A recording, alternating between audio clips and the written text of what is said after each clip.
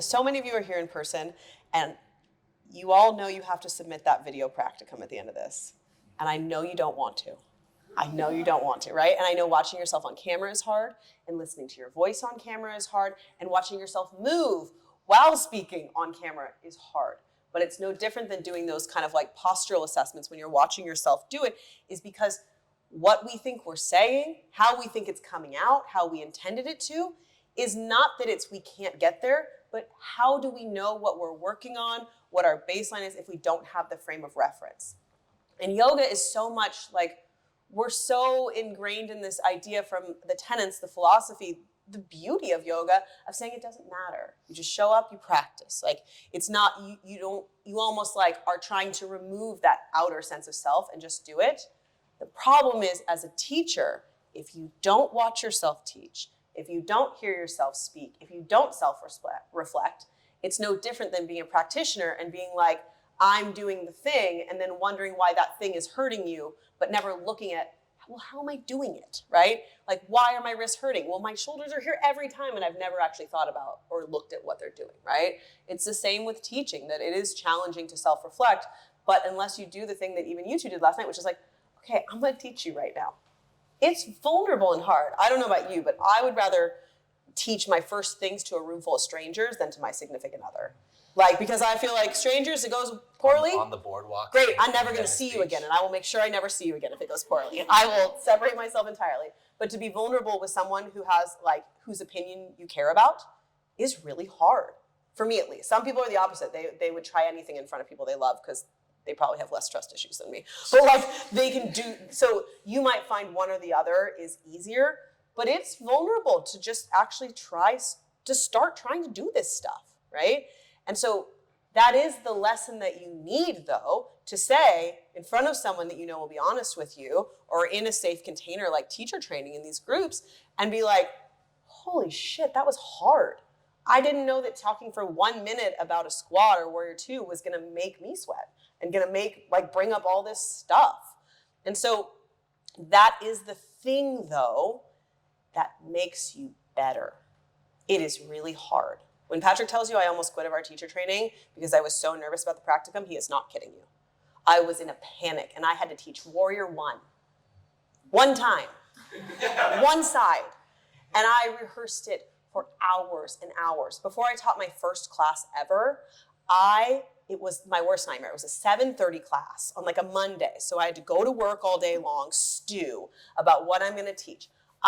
Through the whole weekend, I didn't do anything for the whole weekend. I just panicked, right? I planned my class. I wrote my class. I recited it to myself. I practiced it and recited it to myself. This is not me telling you to be like this, but this is, for me, I was so nervous about that. But part of it is because I wouldn't allow myself to do the vulnerable thing and just practice the stuff, right? I only wanted to practice in my little safe container, and that is actually not the feedback loop you need. You actually need to watch the video of yourself and hear yourself speak and practice to your own video. You get over how your voice sounds quicker than you think, right? You get over that quicker than you think. But you need to hear, did that cue I say actually move me into the posture I wanted?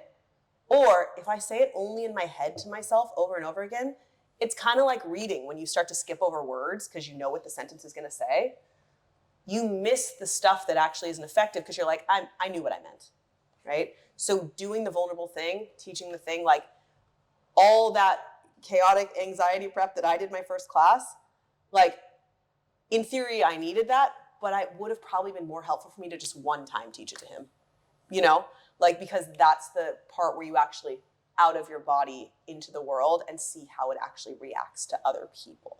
Like there is something that is just very visceral, just like practicing something, that teaching is the same way. You have to actually get it out of your head and out of your body and into the world.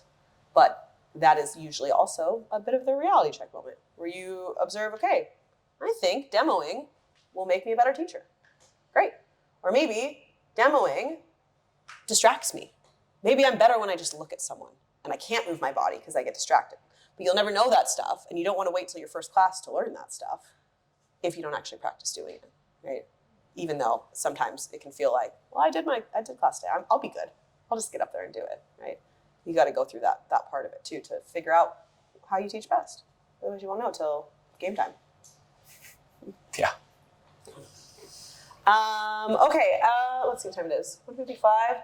Anything else from today? Questions, general teacher things? We've kind of veered off of class and just into straight up teaching things, so whatever goes. The only thing, so when we put our foot out to the side, it kind of just made me think of like what it'd be like to be a beginner in class, because I love opening my hip, and that just like killed me. Like the entire time I was like, I can do stability somewhat, but that was like, so it really put me in, it was humbling, and then also like, oh yeah, I really am thinking what it'd be like if you're not used to doing all the same poses and sequences. It like threw my body off.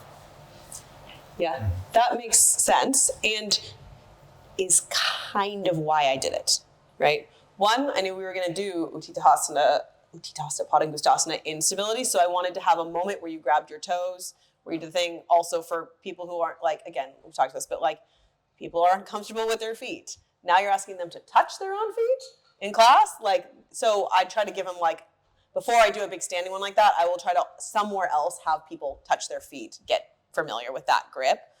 But in that, because that's not like a yoga pose, and it really is just an exploration of balance, of hip abduction, of the inner thigh lengthening that we're going to need for other stuff. And to be honest, it's pretty universally hard for everyone. I could offer that and have in a classroom full of level 3-4 students, and they're going to be whining as much as you all were today, as much as a class of beginners is, right? For beginners, you're just spending more time picking up, hover, little, like you're not going to push them to the extremes as much. But like part of that is for that exact, like universally, you were all going to struggle with that a little bit, which meant that whatever we did next, you were going to be thankful for, right? Whatever came next, like universally, you were going to struggle. And then later when we got to stability, you're going to think, I've already done something like this. And that's going to feel like an easier entry because it's buffered there. So that like reaction is totally the point. A little bit out of the norm. So you're off your game for a second, enough to have to like pay back attention, kick in, and then we'd revisit more normal stuff again. Like what Patrick will often call home base things. Like that is not a home base. That is like we're out of the stadium, like way off the playing field. And then you come back and this is a very home-based traditional type place. So it's like that same juxtaposition.